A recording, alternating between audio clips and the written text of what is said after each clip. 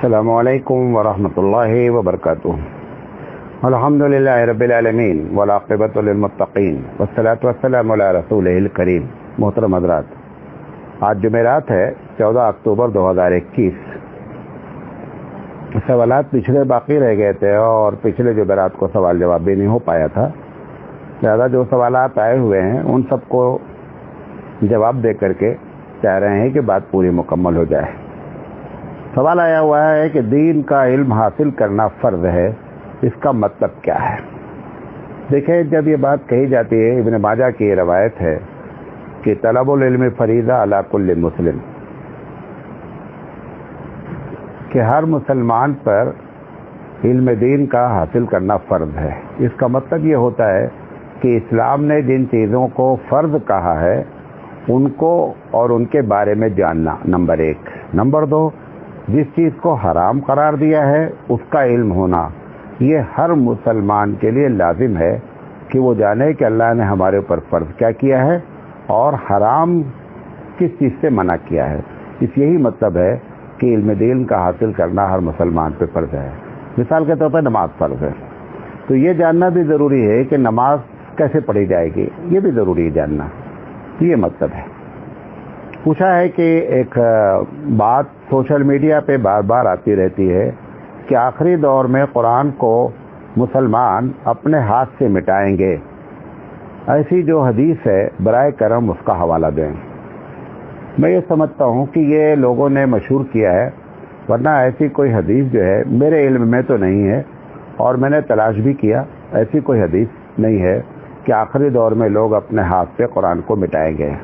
اور اسی بنیاد پہ ایک دوسرا سوال بھی کیا جاتا ہے کہ یہ موبائل وغیرہ پہ جب وہ کوئی قرآن کی آیت آ جاتی ہے تو اس کو ڈیلیٹ کرتے ہوئے لوگ گھبراتے ہیں اور وہ یہ سمجھتے ہیں کہ یہ جو حدیث ہے یہ اس سے یہی مراد ہے، حالانکہ حدیث موجود نہیں ہے۔ اور اس پر بھی فتویٰ ہے کہ موبائل وغیرہ پہ جو آیتیں آتی ہیں تو اس کو پڑھنے کے بعد جب ضرورت آپ کی ختم ہو گئی تو ڈیلیٹ کیا جا سکتا ہے، اس میں کوئی حرج نہیں ہے۔ پوچھا گیا ہے کہ کیا سر ننگا نہ ہو کھانے کے وقت میں، یعنی کھانے کے وقت میں سر ننگا نہ ہو، ایسی کوئی حدیث ہے؟ یہ حدیث نہیں ہے کہ کھانا جو ہے منع نہیں کیا گیا ہے کہ ننگے سر کھانا نہ کھایا جائے۔ یہ کھانا کے آداب میں ہے، صالحین کا یہ طریقہ ہے، نیک لوگوں کا طریقہ ہے کہ جب کھانا کھایا جائے تو سر ڈھکا ہو۔ اس کی وجہ یہ ہے کہ اللہ کے رسول صلی اللہ علیہ وسلم کا پورا دن اس حال میں ہی گزرتا تھا کہ آپ کا سر عموماً ڈھکا ہوتا تھا، کبھی پگڑی کے ذریعے ڈھکا ہوتا تھا، کبھی اور پگڑی ٹوپی کے ذریعے ڈھکا ہوتا تھا، بہرحال سر ڈھکا رہتا تھا۔ لیکن آپ نے چونکہ حدیث پوچھی ہے کہ کیا منع ہے کہ ننگے سر کھانا نہ کھایا جائے، تو ایسی حدیث میرے علم میں نہیں ہے۔ پوچھا گیا ہے کہ کھانے کے بعد اور کھانے سے پہلے جو یہ کہا جاتا ہے کہ میٹھا کھانا سنت ہے، اس کی کوئی حدیث ہے؟ اس کی بھی کوئی حدیث موجود نہیں ہے۔ دارالعلوم سے فتویٰ پوچھا گیا تھا یہ بہت پہلے، اور آج بھی وہ فتویٰ نیٹ پر موجود ہے، اور فتوے کا نمبر ہے 150-150-663، یعنی 15,663 نمبر ہے فتوے کا۔ اس میں بھی یہی لکھا ہوا ہے کہ حدیث جو ہے وہ موجود نہیں ہے۔ ایک بہت اچھا سوال آیا ہے کہ دبئی میں ہم لوگ جب رہتے ہیں تو ابا جان گھر پہ رہتے ہیں، تو ہم لوگ وہاں سے پیسے دیتے ہیں، تو باپ اور بیٹے نے مل کر کے گھر بنایا ہے، اور بیٹے نے اس بات کی وضاحت کی ہے اور باپ نے بھی کیا ہے کہ آدھا پیسہ تم لوگ اور آدھا پیسہ ہم لگائیں۔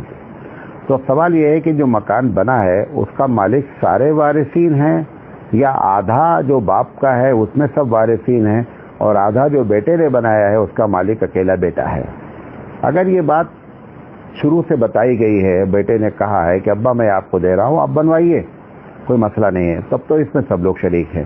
لیکن اگر بیٹے نے یہ کہا ہے کہ دیکھیے میں آدھا دے رہا ہوں، اس میں آدھا میرا ہے، تو پھر ایسی شکل میں جب باپ مر جائے گا اور اس کی وراثت گھر میں تقسیم ہوگی تو آدھا پہلے اس کا نکال دیا جائے گا حصہ جس بیٹے نے اس کو بنوایا ہے، اور آدھے میں سارے لوگ شریک ہوں گے۔ پوچھا گیا ہے کہ ناف پر ہاتھ باندھنا نماز میں، ایسی کوئی حدیث ہے؟ اور کیا ایسی بھی کوئی حدیث ہے جس میں یہ لکھا ہے کہ عورتیں سینے پر ہاتھ باندھیں؟ یہ ناف پر جو حدیث بتائی گئی ہے یہ تو حدیث موجود ہے، اور حتیٰ کہ علامہ ابن قیم رحمۃ اللہ علیہ کی جو کتاب ہے زاد المعاد، اس میں تو انہوں نے یہاں تک لکھا ہے، حاشیے میں لکھا گیا ہے کہ ہاتھ باندھنے کی صحیح معنی میں کوئی صحیح حدیث موجود نہیں ہے۔ اب لوگوں کی تحقیق ہے کہ ہاتھ باندھنے کی صحیح حدیث ہے، لیکن جو پرانی تحقیق ہے وہ یہی ہے کہ ہاتھ باندھنے کی کوئی صحیح حدیث موجود نہیں ہے، اور اگر کوئی کسی حد تک صحیح ہے تو وہ حدیث ہے جس پر حناف کا عمل ہے۔ ایک بات تو یہ ہے، ہاتھ باندھنے سے متعلق 3-4 سوال۔ دوسرا سوال یہ جو پوچھا گیا ہے کہ سینے پر عورت ہاتھ باندھے اور مرد ناف کے نیچے باندھے، ایسی کوئی حدیث ہے؟ ایسی کوئی حدیث موجود نہیں ہے۔ عورت سینے پر جو ہاتھ باندھتی ہیں حنفی المسلک کی عورتیں ہماری، اس کی بنیادی وجہ یہ ہے کہ سینے پر ہاتھ باندھنے سے زیادہ سطر کا چھپا رہنا ہے، اس وجہ سے فتویٰ دیا گیا ہے۔ لیکن چونکہ آپ نے حدیث مانگی ہے عورت سینے پر ہاتھ باندھے، ایسی کوئی حدیث موجود نہیں ہے۔ پوچھا گیا ہے کہ بخاری کی وہ حدیث جس میں اللہ کے رسول صلی اللہ علیہ وسلم کے بارے میں ہے کہ اللہ کے رسول سینے پر ہاتھ باندھتے تھے، اس حدیث کا حوالہ دیجیے۔ جس نے بھی کہی ہے بات ایک دم جھوٹ بات کہی ہے۔ بخاری اور مسلم میں آپ کو معلوم ہونا چاہیے کہ بخاری اور مسلم میں کوئی بھی حدیث ہاتھ باندھنے کی موجود ہی نہیں ہے۔ صرف بخاری کی حدیث یہ ہے کہ اللہ کے رسول صلی اللہ علیہ وسلم نے اپنے دائنے ہاتھ کو بائیں ہاتھ پہ رکھا، رکھنے کے بعد اس کو کہاں رکھا یہ بخاری میں حدیث موجود نہیں ہے۔ یہی وجہ ہے کہ علامہ ابن قیم رحمۃ اللہ علیہ نے یہ بات کہی کہ صحیح حدیث ہاتھ باندھنے کی موجود ہی نہیں ہے، اور یہی وجہ ہوئی کہ امام مالک رحمۃ اللہ علیہ نے کا جو مسلک ہے، امام مالک رحمۃ اللہ علیہ کا جو فتویٰ ہے وہ یہ ہے کہ ہاتھ باندھا ہی نہ جائے، اس لیے ان کے پاس ہاتھ اٹھاتے ہیں اس کے بعد چھوڑ دیتے ہیں۔ عبادی بھی جو عمان میں ایک بڑا طبقہ ہے وہ تو ہاتھ ہی نہیں اٹھاتے ہیں اور ہاتھ باندھتے بھی نہیں ہیں، لہذا صرف اللہ اکبر کہتے ہیں، ہاتھ باندھنے کا ان کے پاس بھی کوئی نہیں ہے۔ لہذا اگر آپ سے کسی نے کہا ہے کہ بخاری میں حدیث موجود ہے سینے پر ہاتھ باندھنے کی، تو بخاری رحمۃ اللہ علیہ پر تہمت لگائی ہے، ایسی کوئی حدیث موجود نہیں ہے۔ پوچھا گیا ہے کہ بھارت کے مسلمانوں کے مسئلے کا مولانا صاحب حل کیا ہے، مختصراً بتا دیں۔ بڑا سوال ہے، سب جواب بھی اس کا بڑا ہونا چاہیے، بہرحال ہم چھوٹا جواب اس کا دینا چاہتے ہیں۔ ہم 4 باتیں آپ سے کرنا چاہتے ہیں۔ سب سے پہلی چیز یہ ہے کہ بھارت کے مسلمانوں کے مسئلے کے حل کے لیے جب تک سیاسی طور پر، جس کو آپ پولیٹکس کہتے ہیں، سیاسی طور پر جب تک مسلمانوں کا 80% طبقہ ایک جگہ ووٹنگ نہیں کرے گا تب تک مسلمانوں کے ظاہری طور پر مسائل حل ہونے کے چانس نہیں ہیں، نمبر 1۔ نمبر 2، قرآن مجید کو جو چھوڑا گیا ہے اور مسجدوں سے قرآن مجید کو جو ہٹایا گیا ہے، اللہ تعالیٰ اس بندے سے بہت خوش ہوتا ہے جو اس کی کتاب سے جڑتا ہے۔ قرآن مجید سے جو دوری پیدا ہوئی ہے، جب تک مسلمانوں کا 70-80% طبقہ اپنی مسجدوں میں اللہ کی کتاب کے درس نہیں شروع کرے گا اور اللہ کی کتاب سے درس سے نہیں جڑے گا، تب تک بھی اللہ کی یہ ناراضگی رہے گی اور مسلمانوں کا مسئلہ حل نہیں ہوگا۔ نمبر 3، اس سے بھی خطرناک چیز ہے کہ اللہ کی کتاب پر عمل نہیں ہے۔ جب ہم یہ بات کہتے ہیں کہ اللہ کی کتاب پر عمل نہیں ہے تو مسلمان سمجھتے ہیں کہ ہم تو اللہ کی کتاب کو پڑھتے ہیں، چومتے ہیں، بہت اونچے مقام پہ رکھتے ہیں، بڑا ادب کرتے ہیں۔ یہ سب قرآن مجید کا ظاہری ادب ہے۔ قرآن مجید نازل ہوا ہے بقول مولانا تھانوی رحمۃ اللہ علیہ کے کہ نزول قرآن کا مقصد اس پر عمل ہے۔ یہ جو ہمارا عمل اس پر نہیں ہے وہ بنیاد ہے مسلمانوں کے مسائل کے خراب ہونے کے لیے۔ اور چوتھی چیز جو بتانا چاہتا ہوں کہ جس فیصد میں آپ اس بھارت میں رہتے ہیں، مثال کے طور پر مسلمانوں کا اپنا دعویٰ ہے 20 سے 25%، ہم 20% مان لیتے ہیں۔ کہ 20% مسلمان بھارت میں ہیں. ہر میدان میں عالم مسلمانوں کا 20% طبقہ عالم بنے، کم سے کم 20% طبقہ حافظ بنے، کم سے کم 20% طبقہ ڈاکٹر بنے، انجینئر بنے، IAS بنے، پروفیسر بنے. جو کچھ بھی ہے جس سے دنیاوی ترقی ہوتی ہے اس میں کم سے کم 20% جو آپ کا فیصد ہے اس فیصد کے لحاظ سے ہم کو آگے آنا چاہیے. پانچویں بات ایک اور کہنا چاہتا ہوں کہ اگر یہ 20% نہیں ہو پا رہا ہے تو کم سے کم شرارت والے میدان میں ہم 20% سے زیادہ نہ رہیں. ایک جیل میں ہم کو بلایا گیا تقریر کرنے کے لیے قیدیوں کے بیچ میں. عید کا موقع تھا تو نماز میں نے پڑھائی عید کی اور تقریر کیا. تو جو جیلر صاحبہ تھیں انہوں نے کہا کہ میں آپ کی تقریر سن سکتی ہوں. تو ہم نے کہا سن لیجئے، شوق سے سنیے. تو تقریر جب سنا ہونا تو بعد میں بیٹھ کر جب چائے پانی ہونے لگی تو انہوں نے کہا کہ مولانا صاحب آپ نے یہ تقریر میری وجہ سے کیا ہے یا واقعی میں آپ ایسی ہی تقریر کرتے ہیں؟ تو میں نے کہا دیکھیے میں تو مجھے معلوم ہی نہیں تھا کہ آپ بیٹھنے والی ہیں اور میں نوٹ بنا کے لایا تھا اور میں نے تقریر کی اور میں پہلے سے پلان کر کے آیا. انہوں نے کہا آپ جب ایسی تقریر کرتے ہیں کہ اسلام یہ ہے، اسلام میں برائی ہے، چوری نہیں ہے، زنا ہے، دنیا بھر کی چیزوں کو آپ نے بتایا کہ یہ سب جرم ہے، اسی کیس میں یہاں پہ لوگ موجود ہیں. تو انہوں نے کہا آپ کی آبادی بھارت میں 20% ہے لیکن یہاں پر جیل میں مسلمان 48% موجود ہیں. اگر یہ تقریریں آپ اپنے گاؤں میں کرتے ہیں، اپنے علاقے میں کرتے ہیں تو 48% آبادی یہاں کیسے آ گئی؟ تو 20% ہم اگر اچھے کاموں میں نہیں پہنچ پا رہے ہیں تو کم سے کم یہی ہو کہ بھائی شرارت والے کاموں میں بھی 20% سے زیادہ نہ ہو. یہ بنیادی وجہ ہے. جب تک اس پر کنٹرول نہیں کیا جائے گا بھارت کے مسلمانوں کا مسئلہ حل نہیں ہوگا.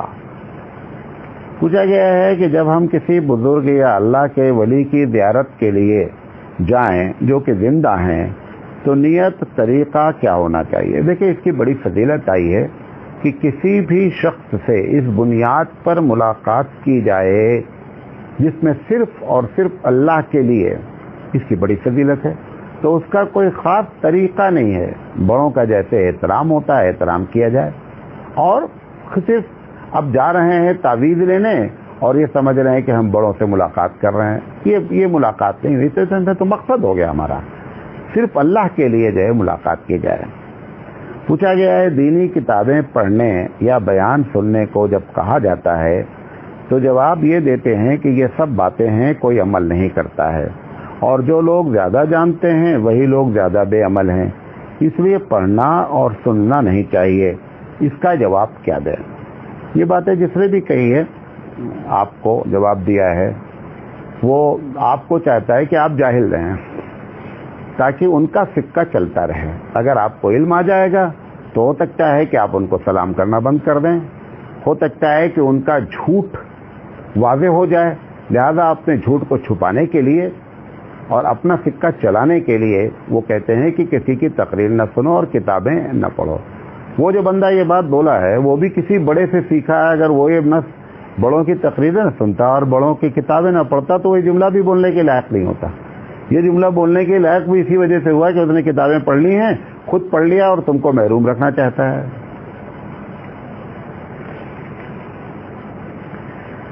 پوچھا گیا what is the Islamic policy for the investment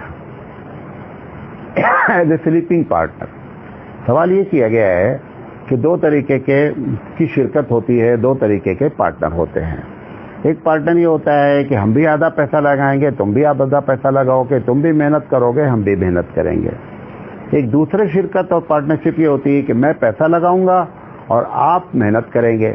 تو اس کا اسلامی طریقہ کیا ہے؟ جس آدمی نے محنت کی بات کہی ہے کہ میں محنت کروں گا پیسہ تمہارا ہوگا، اس میں اگر نقصان ہوگا پیسے کا فیصد آپ طے کر لیں کہ بھائی ٹھیک ہے ہم محنت کریں گے اور محنت کرنے کے بعد جو فائدہ ہوگا اس کو 40% تم لے لینا، 60% ہم لے لیں گے، یا 60% تم لے لینا، 40 کوئی فیصد ہم یہ نہیں کہہ رہے، جو بات ہو طے ہو جائے، 50-50 لے لیں گے.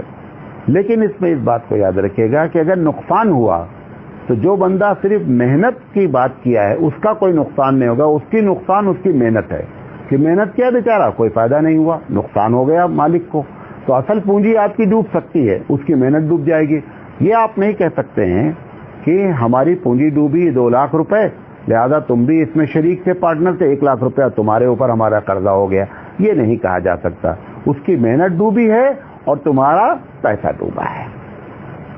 پوچھا گیا ہے کہ کیا غیر مسلم کے لیے شفا کی دعا کر سکتے ہیں؟ غیر مسلم کے لیے ساری دعائیں کی جا سکتی ہیں سوائے ایک دعا کے۔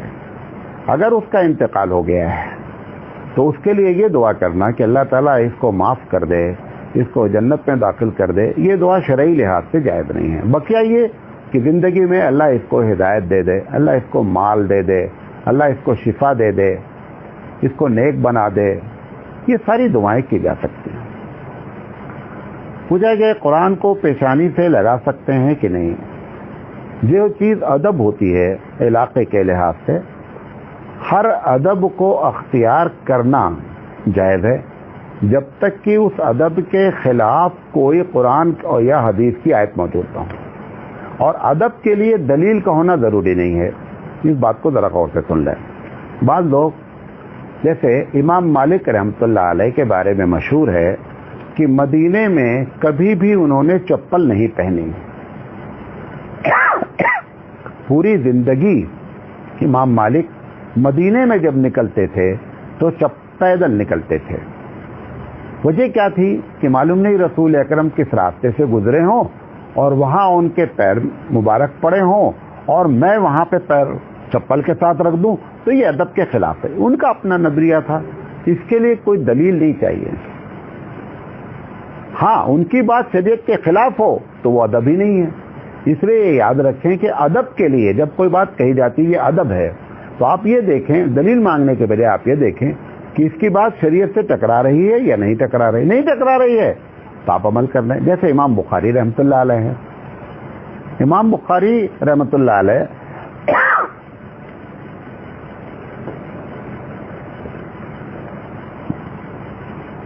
کے بارے میں مشہور ہے، امام بخاری رحمۃ اللہ علیہ کے بارے میں یہ بات مشہور ہے کہ جب وہ حدیث لکھتے تھے، بعض روایت بعض تاریخی لحاظ سے معلوم ہوتا ہے کہ وضو کرتے تھے ہر حدیث کے لکھنے پر، اور 2 رکعت نماز بھی پڑھتے تھے، پھر ایک حدیث لکھتے تھے۔ اب کوئی امام بخاری سے کہے کہ حضرت یہ آپ جو کر رہے ہیں کہاں قرآن حدیث میں لکھا ہے؟ یہ ان کا ادب ہے، یہ رسول اکرم سے ان کی محبت ہے، یہ حدیث سے ان کا پیار ہے۔ کیا ان کا یہ عمل شریعت کے خلاف ہے؟ نہیں، لہذا ادب دلیل کا محتاج نہیں ہوتا۔ پوچھا گیا بیت الخلاء سے فارغ ہوا تو شک ہوتا ہے کہ پیشاب کے قطرے آ رہے ہیں، لیکن شک کا علاج تو حکیم لقمان کے پاس بھی نہیں ہے، اور نہ شک کی بیماری میں مبتلا ہونا چاہیے۔ آپ کو یقین ہونا چاہیے کہ پیشاب کے قطرے ہمارے کپڑے میں لگ گئے ہیں، یقین ہو جائے تو یقین بات ہے کپڑا ناپاک ہو گیا اور اس کپڑے کو بدلا جائے۔ لیکن شک شک شک اگر ایسا کرنا شروع کریں گے تو شیطان آپ کو مزید شک میں کیا کر دے گا؟ مبتلا کر دے گا۔ لہذا شیطان کو ہرانے کا طریقہ، ڈیفیٹ دینے کا طریقہ یہ ہے کہ شک کو کہہ دیا جائے کہ کچھ بھی نہیں ہوا ہے جب تک یقین نہ ہو۔ پوچھا گیا ہے بیت الخلاء کے آنے کے بعد کیا پیر دھونا چاہیے؟ سنت طریقہ بیت الخلاء کے آنے کے بعد پیر دھونے کا کچھ بھی نہیں ہے۔ بیت الخلاء سے آپ آئے، ختم ہو گئی بات، کوئی پیر دھونا دو۔ بعض علاقوں میں بیت الخلاء سے مسجد سے جب نکلتے ہیں تو چھوٹا سا نل الگ سے بنائے رہتے ہیں کہ وہاں آپ پہلے پیر دھلیے اور پیر دھلنے کے بعد پھر کیا کیجئے، آپ وضو کیجئے۔ یہ اصل میں اہل تشیع سے ہم لوگ اہل سنت والجماعت متاثر ہوئے۔ ان کے یہاں وضو میں پیروں پر مسح کیا جاتا ہے، پیر نہیں دھلا جاتا ہے۔ اس لیے انہوں نے اپنی مسجدوں میں کیا کر رکھا ہے کہ جب بھی باہر سے کوئی آئے پہلے کیا کرے، وہ پیر دھل لے۔ اب جب وضو کریں گے تو وہ پیر نہیں دھلیں گے کیونکہ کیا پیر دھلنا ہے ہی نہیں، پیروں پر مسح ہے۔ وہاں سے ہم لوگ متاثر ہوئے اور ہم نے یہ چکر چلا دیا، لہذا ایسی کوئی بات نہیں ہے۔ پوچھا گیا ہے شادی کے موقع پر لفافہ لینا درست ہے یا نہیں، اور یہ سنت سے ثابت ہے کیا؟ یہ جو ہم لوگوں کے علاقے میں جس کو نیوتا کہا جاتا ہے، خاص کر یوپی ہے، بہار ہے، یہاں پر یہ نیوتا یا دوسری جگہ پہ کارڈ مطلب لفافہ دیا جاتا ہے، یہ بات سنت سے ثابت نہیں ہے اور عقل کے بھی خلاف ہے کہ ایک آدمی نے آپ کو کھانے کی دعوت دی ہے، آپ اس کو پیسہ دیں، مطلب یہ ہوا ایک ہوٹل میں دیا جاتا ہے، ہوٹل میں حساب سے دیا جاتا ہے کہ بھیا کھایا ہے، کتنا کھایا ہے، 300 روپے کھایا، 300 روپیہ دے کر کے جاؤ۔ اب یہاں بغیر حساب کے دینا ہے اور وہ بھی پرانی اپنی نوٹ بک دیکھ کر آتے ہیں کہ ہمارے یہاں شادی میں حضرت نے کتنا دیا تھا اتنا ہی ہم کو دینا ہے۔ یہ اسلامی طریقہ نہیں ہے اور کبھی میری ذاتی رائے یہ ہے، ہمارا فتویٰ بھی اسی بات پر ہے کہ ایسے موقع پہ جو پیسہ ہے یہ پیسہ نہیں لینا چاہیے۔ پوچھا گیا ہے کہ کیا عصر کے بعد اللہ کے رسول صلی اللہ علیہ وسلم نے سونے سے منع کیا ہے اور ایسی کوئی حدیث ہے یا نہیں؟ یہ حقیقت میں حدیث کوئی موجود نہیں ہے، یہ حکیموں کا، ڈاکٹروں کا کہنا یہ ہے کہ عصر کے بعد سونے سے آدمی کی صحت پر اچھے اثرات نہیں ہوتے ہیں۔ وہ لوگوں نے گھما کر کے اس کو کیا کر دیا، حدیث میں ڈال دیا۔ حدیث میں ایسی کوئی منادی میرے علم میں کم سے کم حدیث نہیں ہے۔ پوچھا گیا ہے کہ کیا عورت کا سر کھلا رہنے سے گھر میں فرشتے داخل نہیں ہوتے؟ کیا ہر وقت سر ڈھکا رہنا چاہیے؟ دیکھیں، عورت کا سر ستر ہے۔ یہ جو عورتیں شادی بیاہ میں یا مارکیٹ میں سر کھول کر کے جاتی ہیں یہ گناہ کبیرہ ہے، صغیرہ نہیں ہے، گناہ کبیرہ ہے، بڑا گناہ ہے، کیونکہ سر اس کا جو ہے یہ ستر میں داخل ہے اور ستر کا چھپانا کیا ہے؟ فرض ہے۔ فرض کو چھوڑنے کا گناہ کبیرہ ہوتا ہے۔ تو ایک بات تو یہ سمجھ لیں، اب اگر گھر میں عورت ہے، وہاں پہ اس کے محرم ہیں، ابا ہیں، شوہر ہیں، اگر اس کا سر کھل گیا تو اس میں یہ کہنا اچھا تو نہیں ہے، سر ڈھکا رہے اچھا ہے، لیکن یہ کہ فرشتے داخل نہیں ہوتے ہیں یہ بات صحیح نہیں ہے۔ پوچھا گیا، میں نے آپ کی تقریر میں سنا تھا کہ کرناٹک میں، آندھرا وغیرہ میں بہت سے مسلمان ایسے ہیں جو اپنی سگی بھانجی سے شادی کر رکھی ہے، تو میرا سوال یہ ہے کہ کیا ان علاقے میں علماء کرام کیا کر رہے ہیں؟ تو یہ بات تو صحیح ہے، حقیقت ہے کہ کرناٹک میں اور آپ کے آندھرا میں، بلکہ تمل ناڈو میں بھی بہت سے مسلمان ہیں، جو ایک دو نہیں ہیں، ٹھیک ٹھاک تعداد ہے، ہزاروں کی تعداد میں ہیں، کہ ماموں نے اپنی سگی بھانجی یعنی بہن کی لڑکی سے شادی کر لیا ہے، جو حرام ہے اسلام میں۔ اب سوال ان کا یہ ہے کہ علماء کیا کر رہے ہیں؟ میں یہ پوچھنا چاہتا ہوں کہ آپ کے علاقے میں جو مسلمان شراب پی رہے ہیں وہاں علماء کیا کر رہے ہیں؟ وہ بھی حرام ہے۔ تو کہیں پر اگر کوئی برائی پھیلی تو اس پر علماء پر اعتراض کرنے کے بجائے جو کام ہوا وہ تو غلط ہوا ہے، علماء منع کرتے ہیں۔ میں نے بھی سو تقریروں میں کہا، میں تو ایک جگہ تقریر کرنے پہنچا اور اتفاق سے مجھے یہ بات معلوم ہوئی کہ جو ہمارے میزبان ہیں جنہوں نے بلایا ہے، انہوں کی بیوی خود ان کی بھانجی ہے، سگی بھانجی ہے۔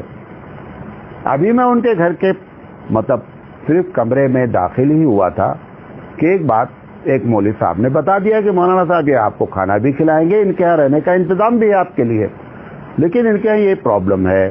تو میں نے ان کے منہ پہ کہہ دیا، پھر تقریر میں بھی کہہ دیا، میں ان کا گھر بھی چھوڑ دیا، میں نے ان کا چائے بھی نہیں پیا، ان کا پانی بھی نہیں پیا، کیونکہ جب ایک آدمی کو یہ بات معلوم ہو جائے کہ ایک آدمی حرام کاری کر رہا ہے تو حرام کاری جس کے یہاں ہو رہی ہے اس کے گھر میں کھانا، اس کے گھر میں پینا، یہ تو خود حرام ہے۔ تو منع کیا، تقریر بھی کی، سوال جواب میں بھی کرتے ہیں، تو اس میں علماء کا قصور نہیں ہے، علماء محنت کرتے ہیں، بتاتے ہیں، لیکن چونکہ ان علاقوں میں ایک قوم رہتی ہے جس کا نام ہے لنگایت کے یہاں سب سے اچھا رشتہ ماموں بھانجی کا مانا جاتا ہے، اس سے ہم متاثر ہیں جیسے آپ متاثر ہیں۔ ایک غیر مسلم ایک درخت کی پوجا کرتا ہے، مسلمانوں میں بھی درخت کے طرف گھومتے ہیں، وہ جا کر کے مورتی پوجا کرتا ہے، آپ بھی قبر پوجا کرتے ہیں۔ تو ایسے اثرات ہماری زندگی میں پڑتے ہیں۔ انہوں نے لنگوٹی ٹائپ جو ہے وہ جھنڈا لگا رکھا ہے اپنی مندروں پر، ٹھیک ہے، ان کا اپنا عقیدہ ہے، ان کی اپنی آستھا ہے، تم نے بھی نقل کر کے اپنی مسجدوں میں لنگوٹی والا جھنڈا لگا دیا اٹھا کر کے۔ ابھی 12 ربیع الاول کا مہینہ چل رہا ہے، اب ربیع الاول کے مہینے میں ہر مسجد والے اپنے دروازے پہ لوگ مختلف قسم کا جھنڈا لگا رہے ہیں۔ کیوں؟ کیونکہ وہ بھی سارے اپنے تہواروں پہ جھنڈا لگاتے ہیں، تم بھی ایسے متاثر ہے، لہذا ایسے ہم متاثر ہو جاتے ہیں۔ پوچھا گیا ہے کہ ربیع الاول کے بارے میں آپ اتنا بتا دیں کہ مولانا صاحب کہ 12 ربیع الاول منانے کا سنت طریقہ کیا ہے۔ یہ آپ نے اگر مجھ سے یہ پوچھا ہوتا کہ نبی کریم صلی اللہ علیہ وسلم کی ولادت کو منانے کا کیسے منایا جائے آج کے ماحول میں، تو ہم دوسری بات کرتے، لیکن آپ نے ایک لفظ اس میں جوڑ دیا ہے کہ سنت طریقہ بتائیے، تو میں آپ کو خدا کی قسم کھا کے کہتا ہوں کہ نبی صلی اللہ علیہ وسلم کے زمانے میں کبھی لوگوں کو معلوم بھی نہیں ہوا کہ 12 ربیع الاول کب آیا اور کب چلا گیا۔ صحابہ کی پوری زندگی میں ربیع الاول کا کوئی جلسہ، کوئی جلوس، کوئی وہ چیزیں جو آج آپ کرتے ہیں ایک دم نہیں ہے، تو سنت طریقہ تو کچھ بھی نہیں ہے۔ اور رہا یہ کم سے کم سنت طریقہ نہیں تھا، آپ نے اگر منایا تو کم سے کم حرام طریقہ نہ استعمال کرتے۔ بھئی آپ نے ڈی جے بجایا، میوزک بجایا، حرام ہے، قانونی لحاظ سے بھی غلط، شرعی لحاظ سے حرام۔ نمازوں کو چھوڑنا، میں نے اپنی آنکھوں سے دیکھا ہے شراب پی کر کے 12 ربیع الاول کے جلوس میں شامل ہوئے بندے۔ اب آپ بتائیے، جس نبی کی شان میں، جس کی پیدائش کی خوشی کے موقع پر لوگوں نے خوشیاں منائیں اور وہ لوگ شراب پیے ہوں، تو آپ بتائیے کہ غیر میں اور آپ میں کیا فرق رہ گیا؟ غیر جہاں جائیں گے وہاں آپ بھی جائیں گے، پہلے سے فتویٰ لے لیں آپ اپنے آپ کو، جہاں غیر جائیں گے وہاں آپ بھی جائیں گے، کیونکہ ایسا نہیں ہوتا ہے کہ ایک ٹرین میں 4 مسافر بیٹھے ہوں، ٹرین ایک طرف جا رہی ہو، آپ کہاں جا رہے ہیں؟ میں صاحب میں لکھنؤ جا رہا ہوں۔ آپ کہاں جا رہے ہیں؟ میں کلکتہ جا رہا ہوں۔ ایک ٹرین میں 4 مسافر، 2 کلکتہ جا رہے ہیں، 2 لکھنؤ جا رہے ہیں، ایسا کیسے ہو جائے گا؟ جدھر ٹرین جا رہی ہے سب جا رہے ہیں۔ نہیں ہم نے سیٹ بدل لیا ہے، ہم لکھنؤ کی طرف منہ کیے، ہم لکھنؤ جا رہے ہیں، یہ انہوں نے کلکتہ کی طرف منہ کر لیا، یہ کلکتہ جا رہے ہیں۔ بیوقوفی کی باتیں چھوڑ دیں، آ کر اللہ کے رسول صلی اللہ علیہ وسلم کی سنت پر عمل کرنے کی فکر کریں۔ لہذا 12 ربیع الاول کا جلسہ، جلوس، جو کچھ بھی آپ کر رہے ہیں، میں قسم کھا کے بول رہا ہوں، بہت بڑی ذمہ داری کے ساتھ بول رہا ہوں کہ کوئی بھی حدیث، حتیٰ کہ آپ کو مزے کی بات بتاؤں، ہمارے محدثین جو ایک بڑی تعداد ہے، اس میں سب سے رئیس المحدثین امام بخاری رحمۃ اللہ علیہ ہیں، وہاں سے لے کر کے نیچے تک کے تمام محدثین نے جب حدیث لکھی تو اس میں چیپٹر کا نام رکھا۔ مثال کے طور پر نماز کا باب، روزے کا بیان، حج کا بیان، زکوٰۃ کا بیان۔ کسی بھی محدث نے میلاد النبی کے نام پر کوئی باب ہی نہیں باندھا ہے۔ یہ چیلنج ہے ہمارا، کسی بھی حدیث میں، بخاری مسلم تو چھوڑ دیں، 12 ربیع الاول کے نام پر کوئی بھی باب نہیں باندھا گیا۔ حالانکہ حدیث کی کتابوں میں کتاب الطہارت ہے، کتاب الصلاۃ ہے، فلاں ہے، یہ ہے، کوئی نہیں۔ کیوں؟ کیونکہ ان کے فرشتوں کو بھی خبر نہیں ہے کہ 12 ربیع الاول کوئی تہوار ہے یا کوئی منانے کی چیز ہے۔ یہ تو آپ لوگوں نے پیدا کیا ہے، آپ ذمہ دار ہیں۔ پوچھا گیا کیا تہجد کے لیے سونا ضروری ہے؟ تہجد کے لیے سونا افضل ہے، یعنی ایک آدمی پہلے سو جائے، پھر نیند ٹوٹے، پھر اٹھے تہجد پڑھے، یہی سنت طریقہ ہے۔ لیکن اگر ایک آدمی جیسے رات کی ڈیوٹی ہے یا رات میں اس کو نیند نہیں آئی، لگاتار جگ رہا ہے، 2 بج گئے، اب اس نے سوچا چلو تہجد پڑھ لیتے ہیں، اس کی بھی تہجد مانی جائے گی۔ اب ثواب اللہ کے پاس ہے، اللہ تو یہ دیکھتا ہے کہ کون کس حالت میں پڑھا ہے، اس لحاظ سے اس سے ثواب مل جائے گا۔ اس لیے ہر ثواب 10 گنے سے لے کر کے 700 گنے تک چڑھتا اور اترتا ہے۔ وجہ کیا ہوتی ہے؟ وجہ یہی ہوتی ہے کہ کن حالات میں نیکی کی گئی ہے۔ ایک آدمی کے جیب میں 50 روپے ہیں، راستے میں ایک آدمی مل گیا کہ بھیا مجھے بھوک لگی ہے، مجھے کھانا کھلا دو۔ یہ بیچارہ خود کھانا کھانے ہی جا رہا تھا 50 روپے لے کر کے، اس نے دیکھا یہ زیادہ پریشان ہے، وہ 50 روپے دے دیا۔ اس نے سوچا دیکھیں گے کیا ہوتا ہے۔ ایک دوسرے آدمی کے پاس 500 روپے تھے اور اس نے 100 روپے دے دیے کھانا کھانے والے کو، پھر بھی 400 روپے بچا لیے۔ گرچہ اس نے 50 روپے دیے اور اس نے 100 روپے دیے ہیں، لیکن اس نے 50 روپے والا جس کیفیت میں روپے نکالا ہے اس کے ثواب کا اندازہ نہیں کیا جا سکتا ہے۔ لہذا تہجد بھی یہی ہے۔ ایک آدمی اس لیے تہجد پڑھ رہا ہے کہ صاحب نیند نہیں آ رہی ہے، ایک آدمی اٹھ رہا ہے نیند توڑ کر کے کہ نہیں اللہ کو یہ نماز بہت پسند ہے اس لیے اٹھ کر کے وہ پڑھ رہا ہے، تو دونوں کے پڑھنے کی کیفیت تو الگ الگ ہے، لہذا ثواب بھی الگ الگ ہوگا۔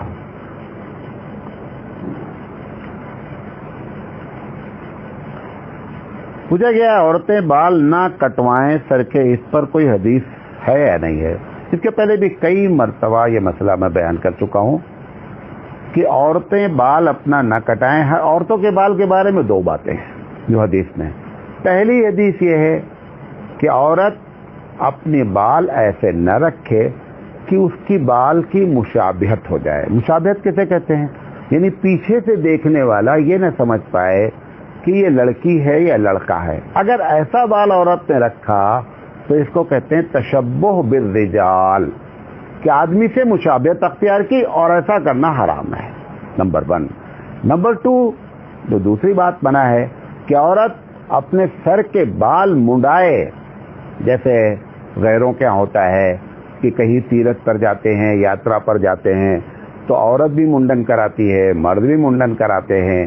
یہ وہ کیفیت عورت کا کسی بھی موقع پر اس طریقے سے بال کا مڈانا حرام ہے۔ ان 2 کے علاوہ کوئی ایسی حدیث میرے علم میں نہیں ہے کہ عورت اپنا بال نہ کاٹے۔ ایک عورت کا بال 3 فٹ لمبا ہے، 2.5 فٹ لمبا ہے، 6 انچ اس نے کاٹ دیا، میری سمجھ سے تو اس میں کوئی قباحت نہیں ہے، نہ ایسی کوئی حدیث مجھے معلوم ہے، واللہ اعلم بالصواب۔ پوچھا گیا ہے کہ لوگ جماعت اسلامی میں شامل کیوں نہیں ہوتے؟ یہ جو ہے وہ میں 6 باتیں میں آپ سے کہنا چاہتا ہوں۔ نمبر 1، اور یہ بھی لکھا ہے کہ دیکھنے میں جماعت اسلامی کا دستور اور ان کی بنیادیں بڑی مستحکم ہیں، وہ ایک الگ مسئلہ ہے، شامل کیوں نہیں ہوتے یہ بات بتا دے رہے ہیں۔ نمبر 1، جو لوگ خود جماعت اسلامی میں موجود ہیں وہ اپنے گھر والوں کو آج تک متاثر نہیں کر پائے، الا ماشاء اللہ۔ میں 2-4% کی بات نہیں کر رہا ہوں، 90% وہ لوگ ہیں کہ جو خود جماعت اسلامی میں داخل ہیں اور ان کی اولاد۔ ابھی 2-4 دن پہلے کی بات ہے کہ ایک ضلعی اجتماع ہوا اور اس میں نے پوچھا کہ آپ لوگ جو آئے ہیں پورے ضلع کے اجتماع کیا جا رہا ہے، اس میں آپ کی اولاد کہاں گئی؟